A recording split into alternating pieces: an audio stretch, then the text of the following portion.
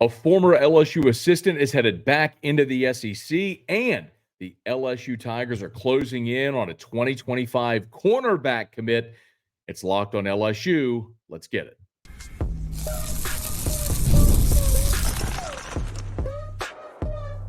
You are Locked on LSU, your daily podcast on the LSU Tigers.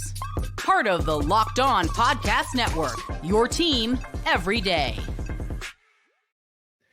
Okay, let's get it. It is Locked on LSU. I'm your host, Matt Moscona. Thrilled to be aboard with you here as we start a new week, and we got a ton to delve into. Texas A&M has hired a former LSU assistant, a familiar name. We got a portal roundup. Some former Tigers have their new landing spots, some new LSU targets in the transfer portal for baseball, and the football program zeroing in on a new cornerback target. We'll talk about him coming up here shortly. As always, thanks for making us your first listen every single day. We are free, available wherever you get great podcasts, of course, on YouTube as well. So if you're on YouTube, subscribe to the channel, smash that like button. If you're on podcast, thank you so much for listening. Subscribe on your favorite podcast app, rate us, leave a review, let a friend know if they love the Tigers. We got you here weekdays for Locked on LSU, and we are presented today by FanDuel. Today's episode brought to you by FanDuel. Make every moment more as playoffs wind down. The sports stop sporting like we want them to. But this is summer, and FanDuel is hooking up all customers with a boost or a bonus daily. That's right. There's something for everyone every day, all summer long. Visit FanDuel.com/locked on. That's FanDuel.com/locked on to get started. Okay. Thank you for being with us for our bonus content this weekend. If you missed any of that, you missed the news that Michael Early is the new baseball coach at Texas A&M, replacing Jim Schlossnagle, who left for the University of Texas. Now, as I continue to say, we are not a Texas A&M show or a Texas show or an SEC show, but a lot of times the things that happen in the league do directly and indirectly affect LSU, and when they do, we're going to talk about it from that angle. So I would direct you to this weekend's bonus content where I talked about the Michael Early hire, but I'm going to oversimplify it for you for those who might have missed it. We did say here on the show, and I was told early that, no pun intended, that Michael Early was a player favorite. He was going with Jim Schlossnagle to Texas. Jace Laviolette had a great relationship, as did Gavin Grahovac, the freshman All-SEC third baseman, and they were likely headed to Texas to follow Michael Early. It's very clear A&M is hiring the popular assistant to try to keep as much of this roster together as they possibly can. If you were here on Sunday's bonus episode, I also told you that part of the deal in hiring a head coach with no experience was the fact that A&M was going to hire a sitting Power 5 head coach. Now, this is a coup, and it can only be done with giant sums of money and the opportunity to give that coach a launching pad to an even better head coaching job. And that's exactly what they did. And it's a familiar name for LSU fans. So Jason Kelly, who you might remember Jay Johnson hired in his first year at LSU to be his pitching coach, hired him from Arizona State. Jason Kelly, who after 1 year in Baton Rouge left for the University of Washington, where he's been the head coach the last 2 seasons. Jason Kelly is going to be Michael Early's assistant at Texas A&M. So he's leaving a Power 5 head coaching job to be an assistant in the SEC. I am told, and at the time of recording this, we do not know these details yet. It might be out at the time you listen or watch, that Jason Kelly essentially is going to get a double the contract, close to double the contract he has to be a head coach at the University of Washington. And you might say, why would you leave a head coaching job in the Power 5 for an assistant job? Well, there's a couple of reasons why this makes sense. One is money. And A&M can pay, and Washington isn't going to have the investment into baseball that Texas A&M will. So that's one thing. He's going to get a raise as an assistant at Texas A&M. He'll get more money as an assistant at A&M than he would have gotten as a head coach at the University of Washington. That's one. It's also worth remembering Washington is moving into the Big Ten. So the whole the complexity of being the Washington head baseball coach has changed now. You're not just coaching on the West Coast. Remember, Washington will have series against Rutgers and Maryland and Penn State. Y'all, that travel sucks. I don't mean to say it that bluntly, but I don't mean to say it another way. Like, that sucks. That's a really tough gig. That's going to be a tough gig for football when You have 12 regular season games, 9 conference games, 4 or 5 at home. So you're traveling 4 or 5 times in a sport like baseball. When you're traveling half of your league year, yes, that's a grind in a league where you're going to be playing in Midwestern weather conditions until April or May. That's a terrible, terrible job in baseball now. When it was the Pac-12, sure, it was fine. Washington being part of the Big Ten is an atrocious baseball job. So you move back into the SEC where they actually care. They're going to give you resources. It's, if you keep this roster together, going to be a good roster that can win and maybe get you an opportunity to be a coach in the SEC or somewhere in the South. And I'll point this out as well. Jason Kelly had a really good first year at Washington. He was 35-20 overall. They were 17-12 in the Pac-12. This last year, 19-31-1 and just 10-20 in the league. So a brutal year for Jason Kelly. So he jumped ship after a tough year when you're going into the Big Ten. Yes, for a lot of reasons, this makes sense for Jason Kelly to go. From an LSU perspective, though, the bigger, the more important thing that we're going to watch is what happens with this roster. And I'm going to get to that here in a smidge because I want to talk about this weekend's portal roundup because we know some former LSU players now where they're headed and some targets that LSU has now with this new cycle. But it is worth mentioning, of course, remember, every time a coach leaves, a new portal window opens. So on Tuesday, July 2nd, the 30-day portal window closes. But for the programs whose coaches have left, Texas, who got, of course, David Pierce was fired. Texas A&M, just Jim Schloss-Nagel left. Washington now with Jason Kelly leaving. That domino effect, whoever Washington hires, you're going to have this a 30-day portal window open for all of these programs, and it is another opportunity for more players to get into the portal. So we're going to watch that very closely. So Jason Kelly coming back into the SEC to coach Texas A&M. And again, one of the reasons we are going to be paying close attention to what happens at Texas A&M is, the SEC in the new scheduling format next year announced 2 permanent opponents for every member in baseball. And A&M A&M is one of LSU's permanent opponents, A&M and Mississippi State. So this is going to be something that we have to watch closely because LSU is going to play Texas A&M every year in baseball. So yes, whatever happens there with this coaching change, with this staff build, with the roster turnover, we're going to follow all of it because it does both directly and indirectly affect LSU. Directly by the opportunity for LSU to get players from Texas A&M in the portal, and indirectly because you have to play them. So what happens with that program absolutely matters. So we're going to delve into all of that. So we'll step aside briefly. And when we come back, I do want to talk about the portal roundup. Aiden Moffitt has a new landing spot. Paxton Kling has a new landing spot. And there's a new name that LSU is targeting that I want to talk about. And we'll get to that as we continue here on Locked on LSU, your team every day. Y'all, I love sports, as do you.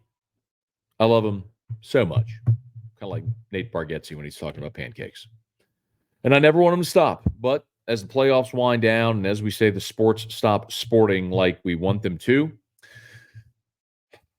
FanDuel lets me keep the sports going whenever I want. All I got to do is open up the app, dream up the bets anytime that I'm in the mood. And this summer, all summer long, FanDuel is hooking up all customers with a boost or a bonus daily. That's right. There's something for everyone every day, all summer long with FanDuel. So head over to FanDuel.com/lockedon. That's FanDuel.com/lockedon and start making the most out of your summer. Open up the FanDuel app right now. I'm going to tell you right now, like I was betting on UFC 303 this weekend. Of course, you can go to the MLB page, whoever your favorite team is. I'm a huge Yankee fan. You want to bet on the Yankees, you can. You want to build a parlay around home runs or anything, you can make up your own bets, parlays. FanDuel allows you to do that. And maybe most importantly, you go over to FanDuel, and it's a great opportunity because FanDuel is giving you great opportunities all throughout the year. So go to FanDuel.com/lockedon, FanDuel.com/lockedon, and start making the most out of your summer. FanDuel, official sports betting partner of Major League Baseball. That's FanDuel.com/lockedon. Proud sponsor here on Locked On LSU. All right, as we continue here, we talked a little bit about Jason Kelly going to Texas A&M. I also wanted to give you a portal roundup. So two former LSU players have now announced their destinations. I'll start with Aiden Moffitt. So Aiden Moffitt's going to Texas. He announced that over the weekend. And by the way, I do want to thank I'd mentioned on the podcast, throughout Aiden Moffitt's career that how much, and this really went back to whenever Aiden Moffitt was coming out of Mississippi in high school and signed with LSU, and he was certainly a draft risk. And one of the things I was told was he came from a family of educators, and how important education was to Aiden Moffitt, to his family. And I misspoke. I said Aiden Moffitt's mom was a principal. I think maybe his dad was in education. And thanks, Aiden Moffitt's mother actually listens to the show and reached out to me and said, "I'm not a principal. That she is a teacher, not a principal, and her husband is a machinist." So I did want to clarify that for the record. That's very important. I want to be accurate, so I don't want to misspeak on anything. But the point remains that he comes from a family where education is very important. I know that was a key component to him choosing to come to LSU and passing on the draft. Well, now he's going to the University of Texas. And I can tell you that, he took a visit this past weekend after Jim Schlossnagle was hired. And true to form, they had nearly a dozen players. I think I mentioned this on the show earlier in the week. Texas had nearly a dozen players visit this weekend as they're trying to build that roster after David Pierce was fired. And Moffitt is an undeniable arm talent. He looks like a defensive end, and he throws 98. I mean, he is a great arm talent. He just has to get innings, has to command his pitches. And if he does, he'll become a really good player at some point in his career. We just haven't seen that yet in 2 years at LSU. And Texas, as I'm told, offered Aiden Moffitt a low six-figure NIL deal, an apartment and tuition paid for, all the things that you can do with NIL now. So it's a great opportunity for him, but he's got to go get innings, and we'll see if he can make that materialize. But Aiden Moffitt will be in the SEC at the University of Texas. We'll see if LSU sees him at some point down the road. As for Paxton Kling, Kling is heading to Penn State. Remember, Paxton Kling, when he came out of high school 2 years ago, was the number one player in the state of Pennsylvania. So he's a guy who I know we've talked about a lot during his 2 years in Baton Rouge because he is such a highly regarded prospect because of the physical ability. He has the height, the length, the speed, the glove. If in baseball, if you're looking for 5 tools, right? Glove, arm, speed, hit for average, hit for power. Well, Kling has 3 of those. He's got the glove, the arm, and the speed. That's undeniable. He's an elite defender, and that's not even debatable. He's an elite defender. He's got the glove. He's got the speed. He's got the arm. He can be a great collegiate center fielder. And one of the things that makes him, project to the next level. The problem for Paxton Kling, obviously, is throughout his time in Baton Rouge, he didn't hit. And that's much maligned and often talked about. But, in 2 seasons, he hit 250 combined. Hit 289 as a freshman, and then this year hit 222. So when you're looking at a guy that hit 250 over 2 seasons, there's one thing he has to do, which is go hit. Wherever he goes, he's going to play center, and he's going to be really good. And we know he's a great defender. He's got to show he can hit. So Kling needed to step down in competition. I thought maybe he might land somewhere in the American or something like that, but the Big Ten isn't that dissimilar. You're just not going to face the caliber of athlete week in and week out, the caliber of pitcher week in and week out in the Big Ten that you would in the SEC. So maybe in that respect, it's good for Paxton Kling. And he's from Pennsylvania, so this gets him closer to home. But really the bigger thing for Paxton Kling is just similar to what we're talking about with Jason Kelly, going into the Big Ten, is, man, from February until April, 3 months, 12 weeks of the season, offense is hard to come by in the Big Ten. There's a lot of frozen fields, a lot of not practicing outdoors, a lot of practicing indoors only to go play your game. And that's going to be a real challenge for Paxton Kling to hit. But like we talk about with every player in every sport, if they're at LSU and they transfer, or it's someone you're recruiting out of high school who goes somewhere else, the best thing that you can have happen is they don't compete against you. Like Aiden Moffitt going to Texas stinks because you may see that guy, right? Cam Johnson going to Oklahoma stinks because you're going to play Oklahoma in Norman this coming baseball season. He may pitch against you and beat you. Paxton Kling going to Penn State just is irrelevant. Like, good luck to him. I hope he goes there, does exceptionally well, and reaches all of his baseball dreams. So we'll see what happens. It's interesting we're talking about the state of Pennsylvania because LSU is actually dipping into Pennsylvania for their next target. And LSU did have a couple of recruits on campus this weekend, and one of them I've confirmed is Wyatt Hensler. Now, Wyatt Hensler is current. This is the caveat. Wyatt Hensler is a current Texas A&M commit. So he's from the Ivy League. He was first-team all-conference at third base. He's played 4 years at Penn. Now, in the Ivy League, you don't get 5 years in the Ivy League because they're an academic-centric league. But he has another year of eligibility. So you see this sometimes with guys from the Ivy League. If they want to play that final season, they transfer out. So that's the case here with Wyatt Hensler. And y'all, all-conference third baseman, and he has hit. In 4 years at Penn, Wyatt Hensler's cumulative batting average over 4 years is .354. And he's played in 161 games over 4 years. He has started 161 games over 4 years. So he has been a 4-year starter at Penn. He has hit .354 for his career. His home run numbers as a freshman, 0, then 14 as a sophomore, 18 as a junior, 22 this past season. So 0 to 14 to 18 to 22. So as he's gotten older and more mature, you've seen the power numbers increase. The hit for average has been there, and he's an all-conference third baseman. So this is a really good player who, by the way, has been committed out of the portal to Texas A&M. But until the semester starts and you're enrolled, you can pull out of that commitment and go wherever you want. It will be interesting to see now that Schlossnagel's at Texas, but they retain Michael Early. Is Michael Early able to keep Wyatt Hensler's commitment, or is Jay Johnson able to look and say, come on, I got a spot? The other part of that, of course, is Caden Kent, who we've talked about. Caden Kent is the Texas A&M infielder who started at third base as a freshman, lost his job this year to Gavin Grahovac when ended up playing throughout the season. Kent, I wrote it down.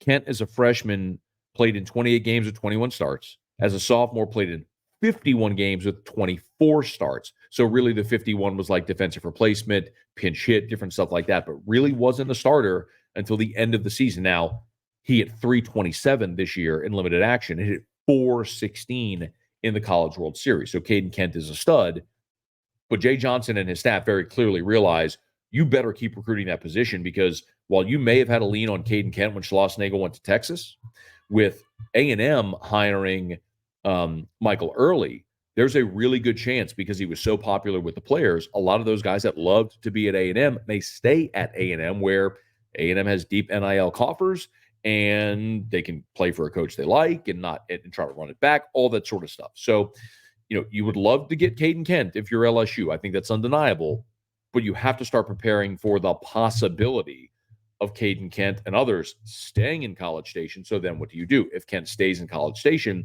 is that your net benefit that then maybe Wyatt Hensler flips his commit from A&M to LSU? Just something I don't know. I want to be very clear. I don't know how this is going to play out as of right now.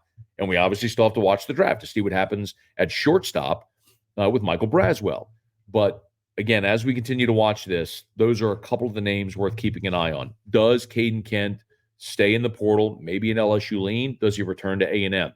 If he returns to A&M, does someone like Wyatt Hensler flip his commitment from A&M to LSU? He was on campus this past weekend. We'll look for that Jay Johnson Tiger emoji tweet to see what may come of all this over the weekend. Speaking of commitments, the LSU football staff might be on the verge of a big defensive commitment for 2025. We'll talk about that as we wrap up here on Locked on LSU, your team every day.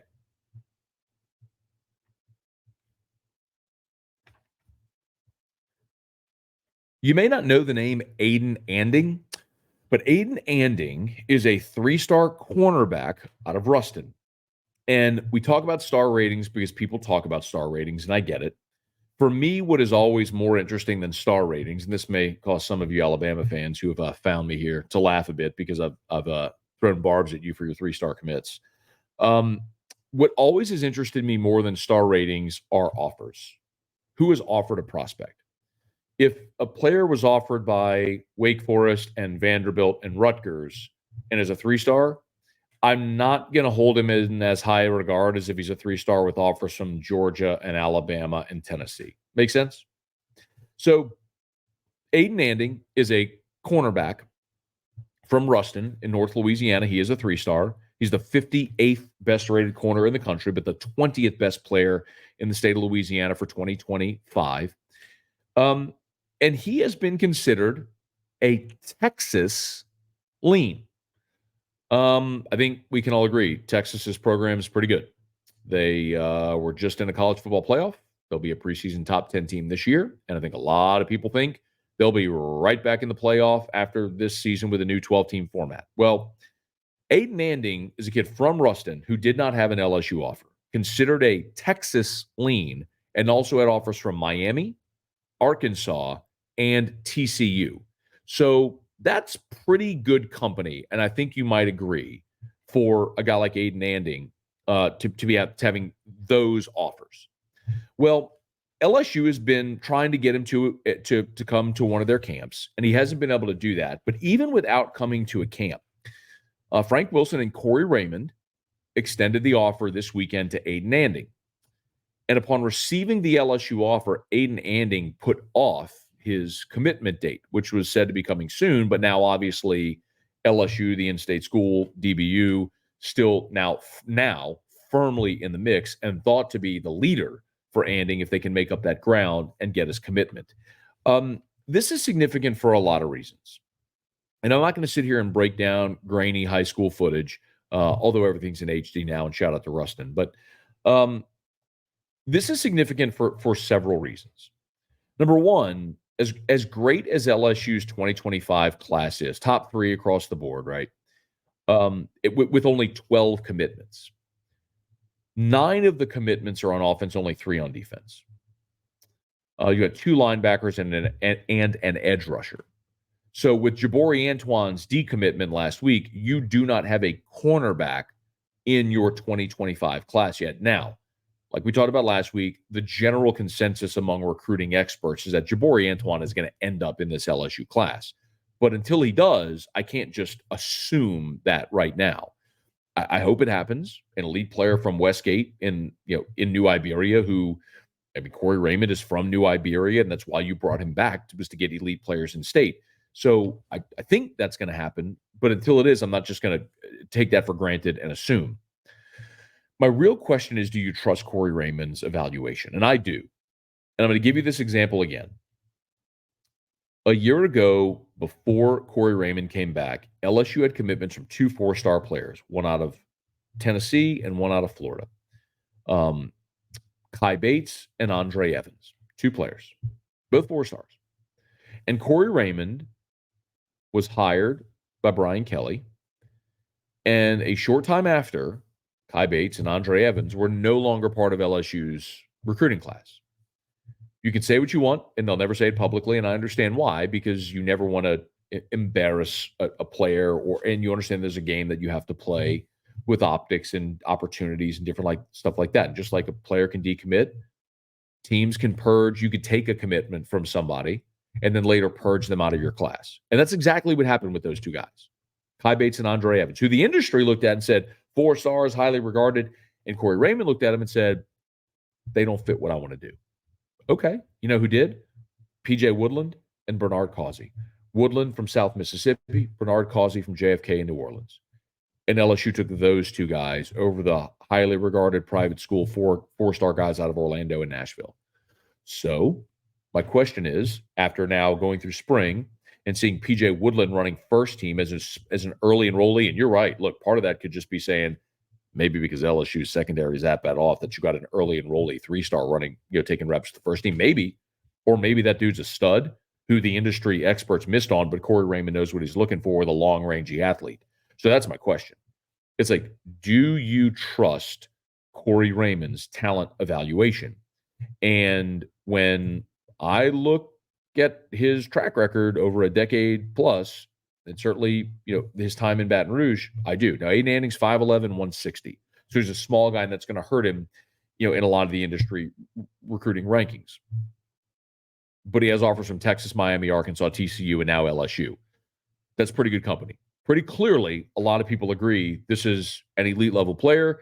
LSU's in on him. They offered him. And now that they've offered him, he's pushed back his commitment date to consider LSU, and would stand to reason LSU's going to get the in-state kid. As you've seen them make up tremendous ground just on the recruiting prediction machine and in 247's crystal ball projections, as a couple of crystal ball projections have now come in for Aiden Anding to LSU. So one worth filing away and watching as we get closer to the start of this season. What will be Aiden Anding's senior season at Ruston, but that's a guy who LSU is able to keep in state. It's a position of need where they need to build cornerbacks, and yes, you need to get the best players in the state to stay home, especially in the 2025 and 2026 classes. And Aiden Anding checks those boxes. Position of need, in-state kid, has offers from major schools.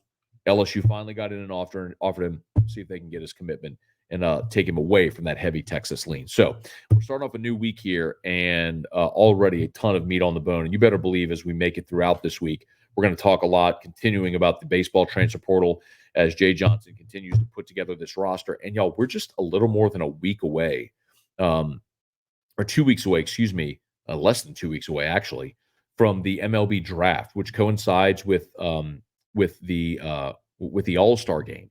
And the All-Star game's in Arlington. We'll be in Arlington or in Dallas for SEC Football Media Days while the draft's going on. So we'll have a ton of stuff here in these coming weeks. So again, just because we're now into July, don't think the sports calendar is stopped just because games aren't being played right now. There's a ton going on, and we're going to have you covered every single day here on Locked On LSU. Thank you so much for being with us. I keep reminding you about this as well. Locked On has launched the first ever national sports 24/7 streaming channel on YouTube, and now it's also available on Amazon Fire TV in the free Fire TV Channels app. It's called Locked On Sports Today, and it's here for you 24/7, covering the top sports stories of the day with the local experts of Locked On, plus our national shows covering every league. Find Locked On Sports Today, now available on the free Fire TV Channels app. And of course, you can find us however you get great podcasts, totally free. If you're listening, thank you. Please subscribe on your favorite podcast app. Rate us, leave a review, let a friend know if they love the Tigers. We got you here weekdays for Locked On LSU, of course, on YouTube as well. So all of our viewers, thank you for being there. Smash that like button, subscribe up to the YouTube channel. We are so grateful to have you here every single day on Locked On LSU, your team every day.